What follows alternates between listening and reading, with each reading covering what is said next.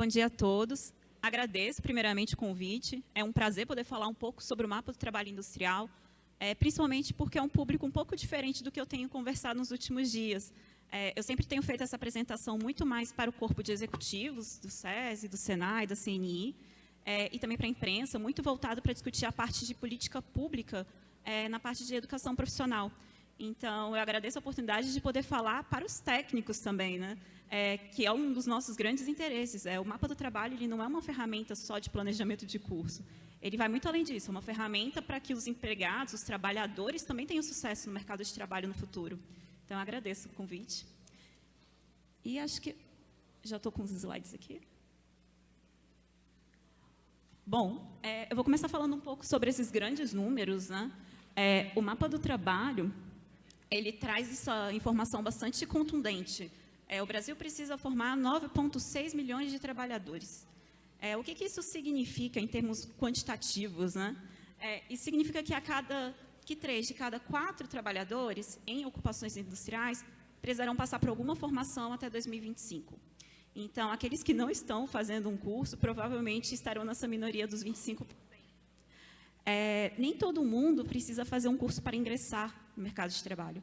Na verdade, o que a gente tem percebido é que muitas pessoas que já possuem uma formação, que já estão atuando na sua empresa e já têm uma carreira consolidada, também precisam se aperfeiçoar e se renovar para esses desafios do mercado de trabalho e do sistema produtivo como um todo.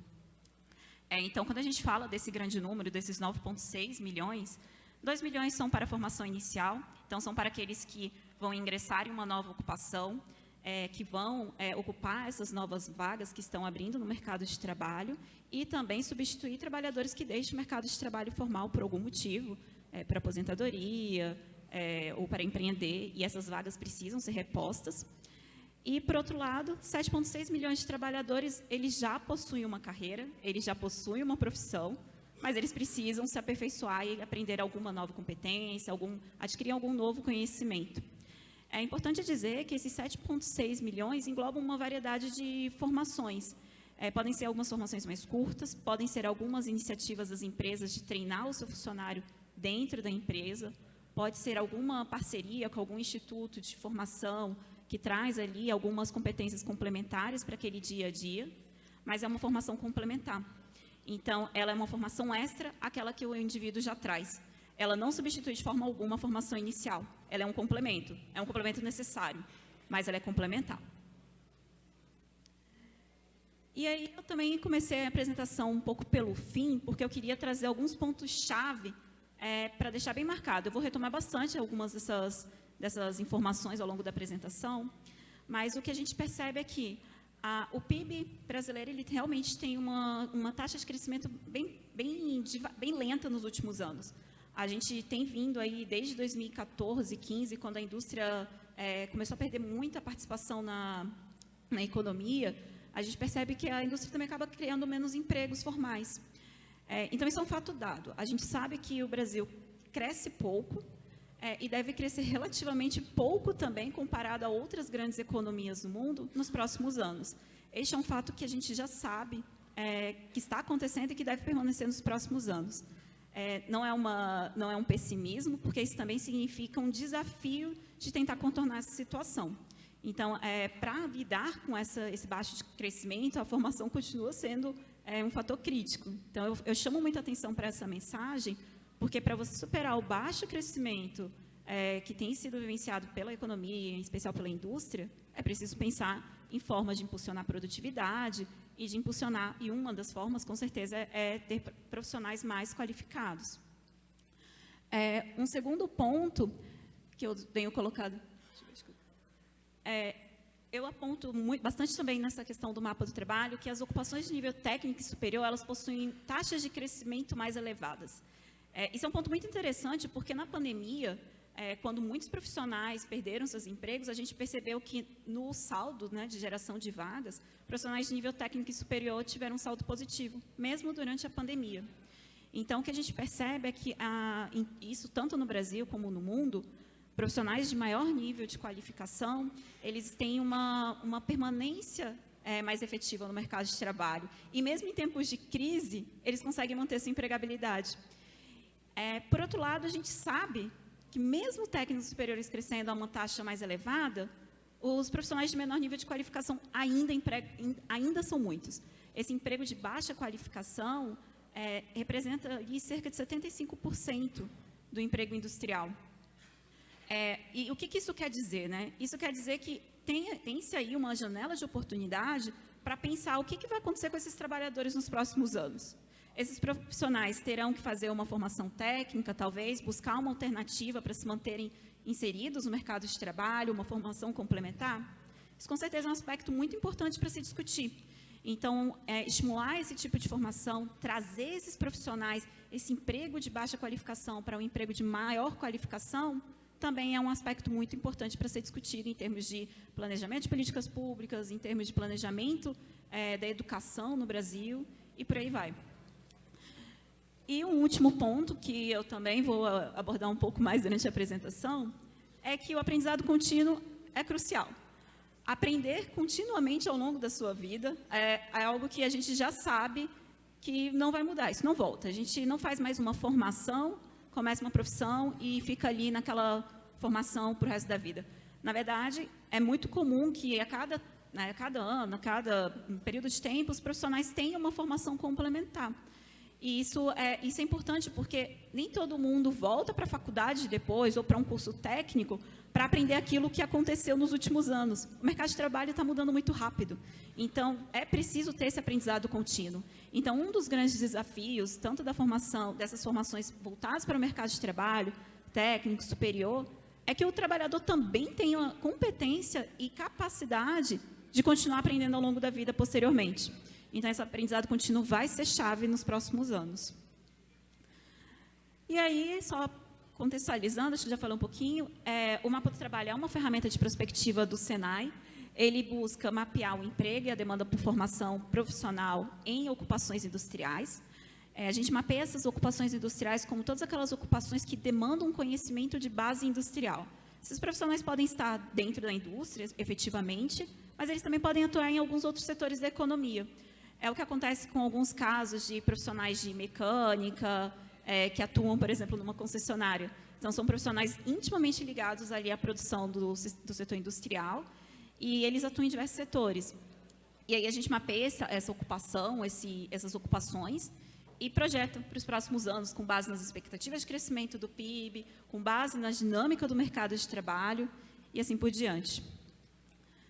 E aí, o objetivo central aqui é que o Senai tenha uma ferramenta que auxilie no planejamento da oferta de cursos de forma mais aderente ao mercado de trabalho. O contexto, como eu já mencionei no início, a gente tem um contexto bastante delicado, é um contexto de pós-pandemia, nós já estamos no pós-pandemia, mas significa que tivemos uma queda bastante acentuada nesses anos. E lembrando que desde 2014, 2015, a indústria sofre bastante para recuperar patamares de crescimento observados ali, né, em anos anteriores. Então, a gente sabe que a economia está ali capengando, ainda está se recuperando, mas está crescendo. E a gente deve manter uma taxa de crescimento ali em torno de uns 2%, 2,5% nos próximos anos. Não é um crescimento tão alto, mas é um crescimento. Por outro lado, a gente sabe também que o mercado de trabalho está mudando bastante. Nós temos um conjunto de novas condições no mercado de trabalho que mudam a forma como as pessoas trabalham, a forma como o trabalhador atua ali na empresa. Então, existem questões de flexibilização do trabalho, existem questões de informalidade também, e tudo isso acaba gerando algumas dinâmicas que afetam as nossas projeções. Então, a gente leva tudo isso em consideração.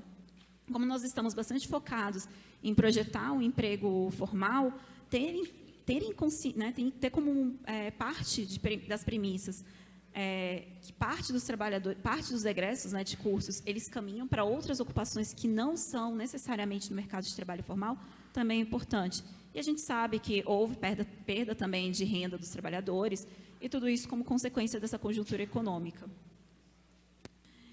E aí, eu já começo a falar também um pouquinho sobre o que se espera do futuro. Então, a gente sabe que a economia ela retoma o crescimento, apesar de alguns fatores externos que não foram bastante inesperadas, não tão inesperadas, na verdade, a guerra na Ucrânia, por exemplo, já era bastante prevista, né, pelos especialistas no assunto, mas o fato dela ter eclodido esse ano também trouxe alguns desafios no início do ano e acabou atrasando um pouco essa nossa retomada do crescimento. Mas estamos recuperando gradativamente a capacidade de crescer e de investir, e de trazer ali um impulso para a economia. E o que nós sabemos é que temos também uma condição de desemprego alto, temos uma taxa de informalidade muito alta e também essas são premissas que a gente continua considerando que serão importantes nos próximos anos.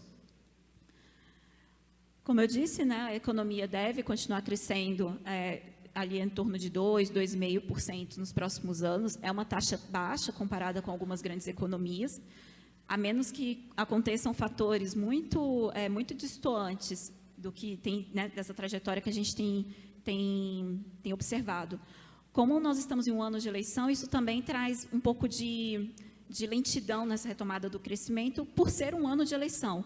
Ele é um ano que traz ali algumas incertezas, ainda não se sabe quais serão as novas políticas do próximo ano, e tudo isso acaba trazendo ali um período de atraso na aprovação, né, de algumas medidas, enfim. Então, provavelmente, nós entraremos em 2023 com uma série de propostas, né, voltadas para impulsionar o crescimento, mas que só terão efeito ali em torno de 2024 e 2025. E aí, o que a gente percebe é que o emprego em ocupações industriais ele atingiu um pico ali em torno de 2014 e 2015, e mesmo nas nossas projeções, a gente não recupera esse patamar de 2014 e 2015, mas a gente ainda observa um crescimento de vagas, em torno de 500 mil vagas nos próximos anos em ocupações industriais. Como eu disse, os profissionais de nível técnico e superior, eles possuem uma taxa de crescimento bem mais elevada do que a média do emprego industrial. Isso mostra que, gradativamente, a estrutura produtiva do Brasil está caminhando para essas formações. Ainda é um processo lento, com certeza, ele pode tomar uma proporção um pouco maior com as devidas políticas públicas, os incentivos das empresas também em buscar esse tipo de profissional. E, provavelmente, essas ocupações, elas cada vez mais terão mais relevância na economia e no sistema produtivo. E aí a gente tem algumas áreas de destaque do mapa do trabalho que apontam que profissionais ali relacionados à mecatrônica, à logística, à TI, são profissionais que vão ter uma maior taxa de crescimento nos próximos anos. Tanto uma maior taxa de crescimento, como em alguns casos, como os profissionais de TI, também eles terão um volume de vagas muito grande.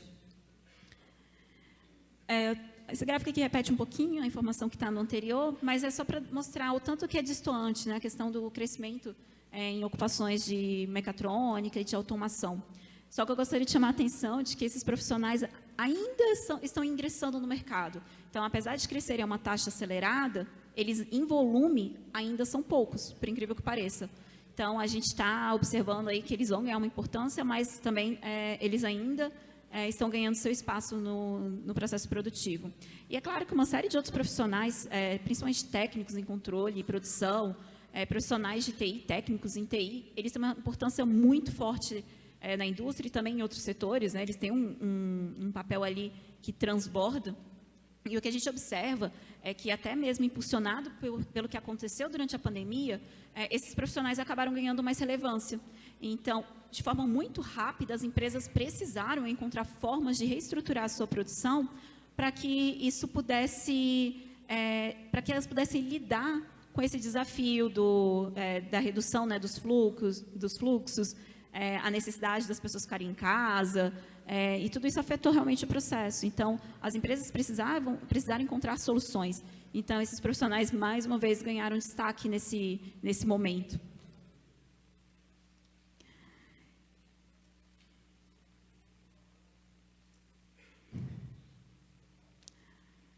Em termos de volumes, né, como eu disse, são mais de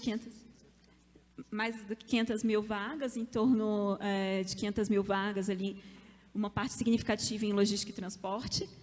E eu tenho observado também que as ocupações transversais, elas têm também um fator elas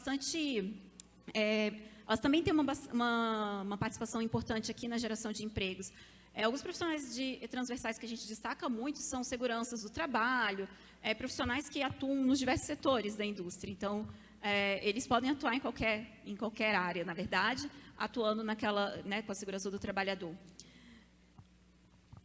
E aí, o que isso traz para a gente em termos de demanda por formação? Porque uma coisa é o Brasil gerar 500 mil vagas, outra coisa é formar para preencher essas vagas e também formar para preencher as vagas dos que se tornam inativos e, além disso, formar e continuar formando os trabalhadores que seguem no mercado de trabalho e que já possuem uma carreira consolidada.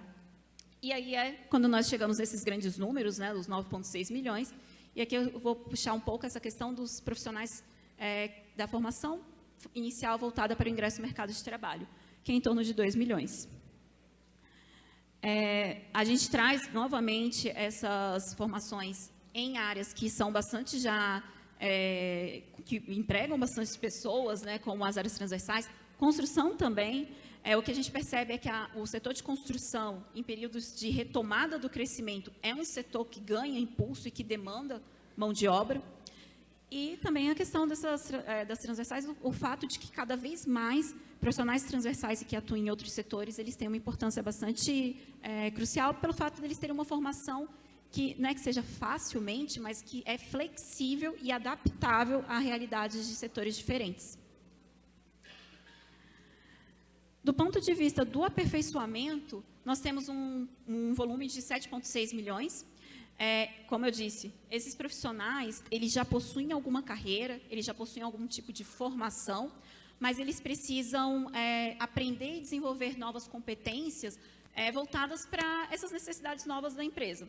Então, o mercado de trabalho está mudando muito. Isso é um fato dado. O sistema produtivo, a cada dia que passa, tem uma nova tecnologia, tem uma nova forma de organizar a produção. Nem tudo é tecnologia no sentido de ter um robô no processo produtivo.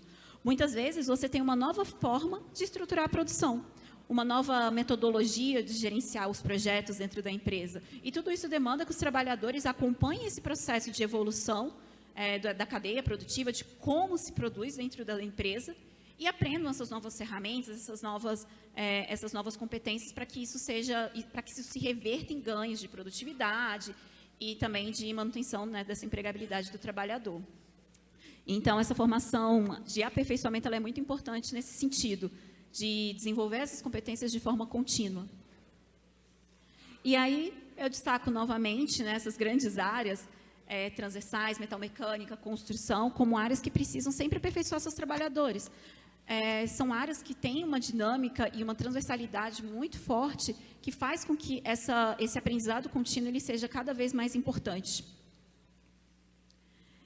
E aí eu volto aqui para alguns destaques, né? Como eu disse, o crescimento do emprego industrial, ele está ali retomando, ele ainda está lento, mas ele está ganhando fôlego de alguma forma na economia, mas ele ainda é lento.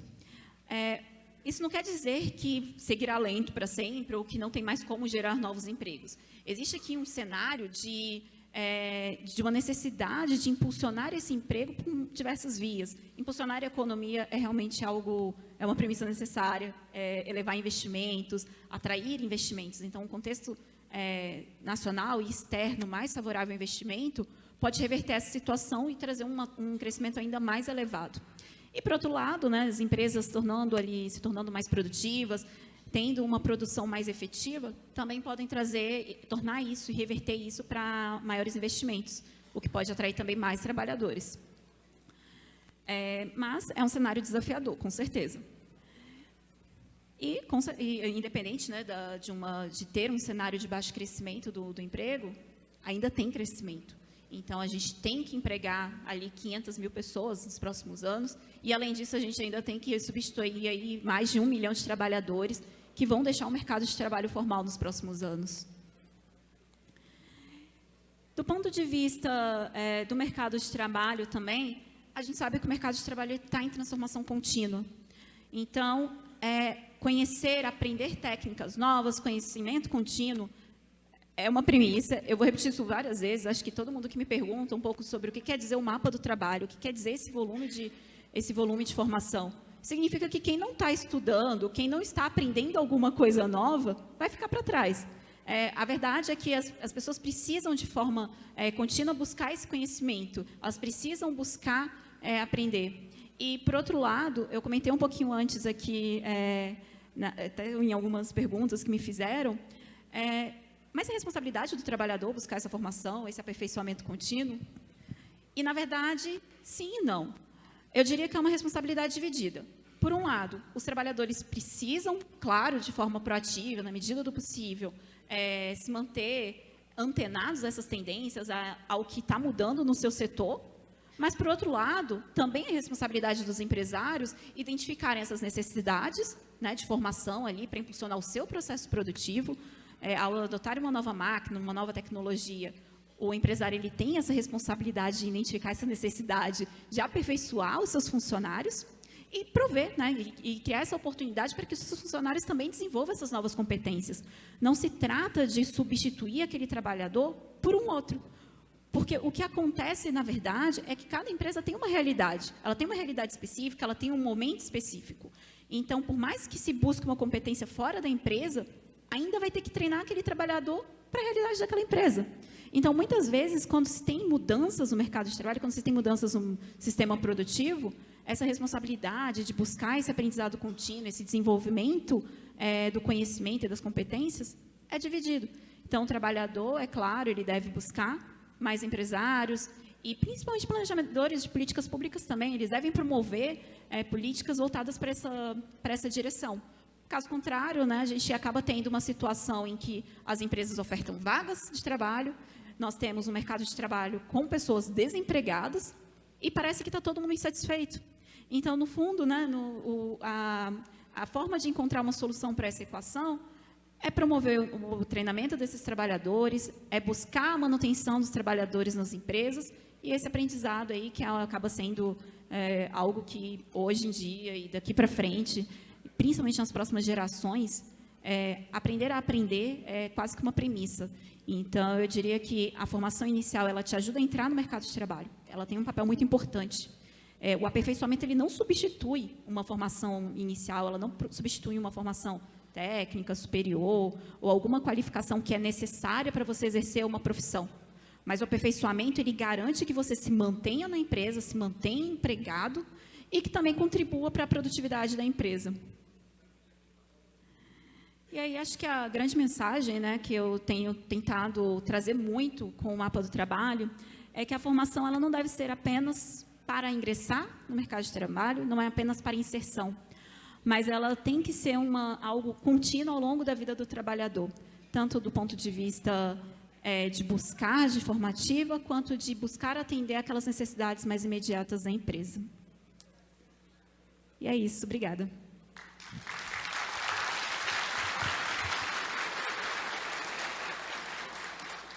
Obrigado, Aniele Machado. Então, pela brilhante palestra que ela apresentou para nós. E está aberto as 3 primeiras perguntas. Se inscrever vai ser só 3 perguntas, tá? Então, microfone 1, 3. Maria Amélia que vai coordenar ali, 3 perguntas, né, Maria Amélia? Quem foi o primeiro? Tá vindo o microfone. Tá indo lá. Aqui, ó. Aqui. Maria Amélia, aqui, ó. Bom dia. Bom dia a todos. E quem é a terceira? Meu nome é Reginaldo Vaz. Cadê? Aqui. Tá. Aqui, lá no fundo. Aqui. Meu nome é Reginaldo Vaz. Sou professor da FATEC Cariri, do Ceará, faço parte do CRT 02 e gostaria de perguntar uma coisa que acontece muito no Ceará. Um exemplo, eu sou técnico em mecânica e tenho uma oficina. E a demanda que está vindo é também de elétrica automotiva. E eu só tenho formação em mecânica. Na sua opinião, é melhor eu buscar no Sistema S um curso de formação de elétrica e eletrônica automotiva ou fazer um outro curso técnico em eletroeletrônica? Olha, essa pergunta ela é até bastante complexa, porque isso depende muito do tipo de demanda que chega na oficina. Mas uma das coisas que eu percebo muito em termos de mercado de trabalho é muito comum buscar essas formações complementares. Você ter uma formação em mecânica, ter uma formação em eletroeletrônica, por exemplo, pode sim impulsionar e trazer ali uma versatilidade na carreira. E o que a gente tem percebido muito também, né, até mesmo quando a gente olha para esses profissionais mais de TI, de automação, é que esses profissionais eles transbordam para várias atividades, né? É claro que você tem que ser muito bom naquela competência, naquela carreira que foi escolhida inicialmente, ou aquela carreira que é a sua carreira principal, e talvez muito bom numa segunda área de atuação, mas tem que ter alguma flexibilidade na carreira para transitar nessas mudanças e até para aproveitar essas oportunidades que surgem, né? Às vezes a formação, quando você sai de uma formação ali, você precisa gastar, digamos, um esforçozinho um pouquinho maior para fazer esse pivotamento para exercer uma nova função. Eu diria que se na sua equação esse custo-benefício valer a pena, eu investiria sim nessa formação complementar. A próxima. Bom dia, eu sou o professor Lelemar, eu sou do Conselho Regional de Técnicos do Estado do Rio Grande do Sul. Na verdade, eu queria saber um brevíssimo comentário da senhora, e parabéns pela apresentação, sobre o impacto que a geração 5G, a implantação da 5G no Brasil teria sobre a formação técnica ou sobre o mercado técnico de técnicos. Obrigada pela pergunta. Na verdade, é uma pergunta também bastante interessante. O que a gente tem percebido é que o 5G ele acabou de chegar no Brasil, né? Então, e na verdade, a gente sempre fica um pouquinho atrás, né, quando se fala dessas tecnologias. Mas chegou só que esse processo de mudança, de como isso impacta o mercado de trabalho, ele leva um pouquinho de tempo para se consolidar. Quando a gente estima que parte dessa formação inicial e aperfeiçoamento ali nas ocupações de tecnologia da informação e telecomunicações, já é pensando nesses profissionais que deverão atuar com 5G. Esses profissionais que estão fechando ali alguns cursos técnicos nessa direção, premissa é que eles saibam lidar com esse tipo de tecnologia. Aqueles que já estão empregados, eles vão ter que fazer um aperfeiçoamento para tentar entender como isso impacta no seu trabalho e como eles podem aproveitar melhor essas tecnologias. Então, o 5G, hoje, de imediato, assim, no curtíssimo prazo, ele ainda tem um impacto ali um pouquinho mais sutil. Mas se os trabalhadores não estiverem preparados, então, provavelmente, eles vão ficar defasados nos próximos anos. Então, eu diria que todas as formações hoje, isso tem sido muito discutido no Senai, a questão de já trazer os cursos, incorporando, né, ali, discutindo o 5G e como que isso impacta ali os processos de desenvolvimento, enfim, que esses trabalhadores precisam lidar. Bom dia a todos e todas.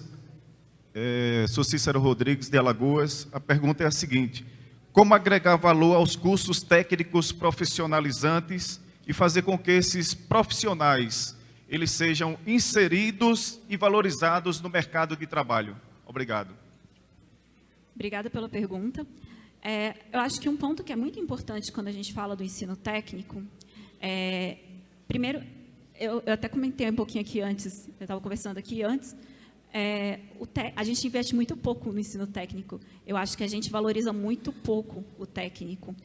E eu acho que o Brasil teve um movimento muito forte para investir em ensino superior, com altíssimas taxas de evasão, e o ensino técnico ficava ali quase como se fosse uma formação inferior, quando na verdade não é. Na verdade é uma escolha de carreira. Então, acho que um primeiro ponto para valorizar o técnico é valorizar a formação técnica como um todo. O técnico ele tem sua relevância no mercado de trabalho, porque ele tem uma formação ali, um desenvolvimento de competências específicas para lidar com essas necessidades muito imediatas das empresas. Então, um técnico em mecânica, um técnico em logística, enfim, eles têm ali um desenvolvimento de competências que são cruciais para o mercado de trabalho e que eles têm um valor muito importante. E o que a gente observa é que, às vezes, esses técnicos eles são subvalorizados, sendo que, ao mesmo tempo, a gente percebe profissionais de nível superior que não conseguem um emprego, buscam uma formação técnica para aprender aquilo que a formação superior não conseguiu prover, e acaba que o técnico é como se fosse menos relevante. Então, eu acho que a primeira coisa, realmente, a gente tem que dar mais valor à formação técnica. Ela é uma saída muito importante para se promover o emprego e para promover a produtividade na empresa. Acho que o primeiro ponto é realmente valorizar no sentido amplo, de política pública mesmo. Então, o técnico, ele não, aí eu estou até dando uma opinião que é talvez mais pessoal do que institucional, mas o técnico, em alguns países, ele não é uma formação inferior ao superior. Na verdade, é um eixo Y, né? Ele é uma opção de carreira. Então, eu imagino que o técnico, para ser valorizado, ele tem que ser visto mais dessa forma.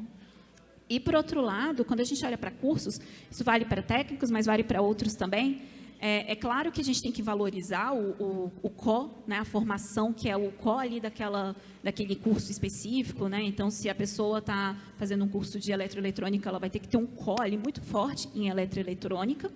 Mas é importante, né, na medida do possível, identificar as potenciais interseções que essa área tem com outras atividades.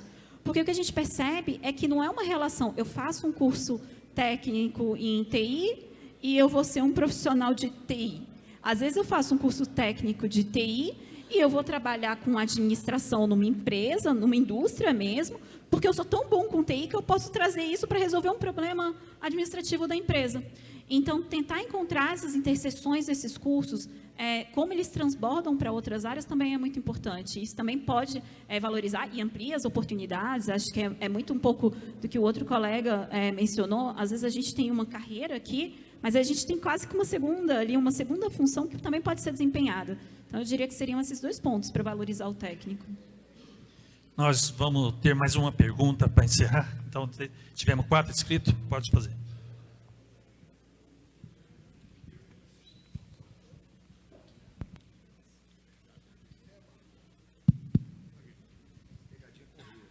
Bom dia, meu nome é Marcos Vinícius, do CRT-RJ, e, primeiramente, parabéns pelo trabalho, né? Essa ferramenta é muito importante para o nosso conselho, por todos os conselhos, e nós vimos no seu trabalho uma tendência das profissões que vão estar em melhores condições daqui para frente.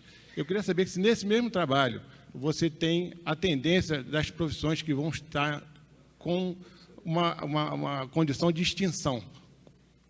Esse mesmo trabalho abrange essa parte também? Você tem esses dados, que é importante para a gente saber quais dessas profissões que hoje são exercidas pelos técnicos têm uma tendência a desaparecer? Não, claro. Esse ponto também é levado em consideração quando nós fazemos as projeções. E, da mesma forma que eu mencionei ali no início da apresentação, né, que os profissionais de nível técnico superior, eles têm uma taxa de crescimento elevada, mas profissionais de menor qualificação, eles ainda empregam muitas pessoas, né? Eu diria até que, principalmente nesse bloco, tem bastante dessas ocupações que tendem a ser extintas, né, por assim dizer. Mas eu queria apontar, chamar atenção para alguns pontos, e um deles é de que esse processo de extinção de uma profissão, ele é lento. Ele não vai acontecer. Quando eu fico até assustada quando eu vejo algumas notícias dizendo que 70% das profissões serão extintas até 2030.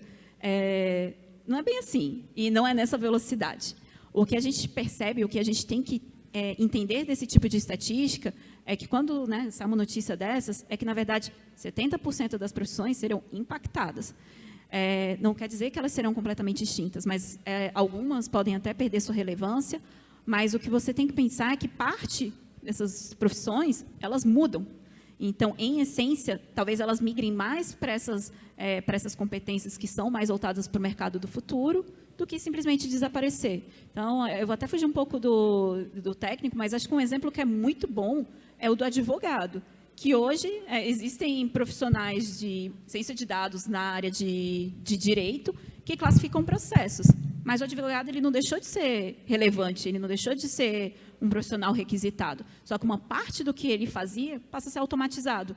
E aí sobra tempo para que esse trabalhador ele se dedique a outras funções. Isso também vale para a indústria como um todo. Então, eu diria que esse processo de transformação e de extinção ele é lento, acho que esse é um primeiro ponto que é importante dizer, e ele também não é desejável.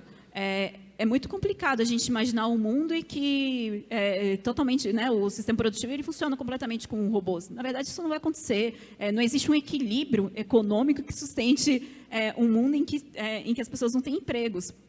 E, então, esse processo de extinção ele é lento. Agora, o que a gente tem que levar muito em consideração é que esses profissionais que estão nessas atividades, que estão ali sendo desafiadas, é que eles precisam se aperfeiçoar e, eventualmente, se requalificar. Parte desses profissionais que estão em atividades, temos alguns exemplos, né? Alimentadores de linha de produção é uma das ocupações que mais empregam na indústria. E eles são muito importantes. Hoje, no processo produtivo, com uma dificuldade de investimento na indústria, de aquisição de equipamento, você ainda se debruça muito sobre a mão de obra manual. A pessoa precisa estar ali para alimentar o sistema produtivo. Ela é muito importante, mas a gente sabe que no longo prazo, à medida que a economia se recupere, à medida que os investimentos retomem, esses profissionais vão reduzindo ali de relevância. Aí o que fazer com esses profissionais? Então aí vem novamente esse profissional identificar a oportunidade de pular ali na sua empresa, de repente assumir novas tarefas, buscar uma requalificação, se aperfeiçoar e assumir novas funções. E aí entra muito também essa questão da requalificação e sempre pensando nessa manutenção do emprego no futuro. Bom, Aniele, em nome do CFT e CRTs, agradecemos você por essa brilhante palestra. Acho que isso aí veio abrilhantar o nosso evento, veio dar... Só temos o CFT e CRT, só tem a agradecer a você, ok? Muito obrigado.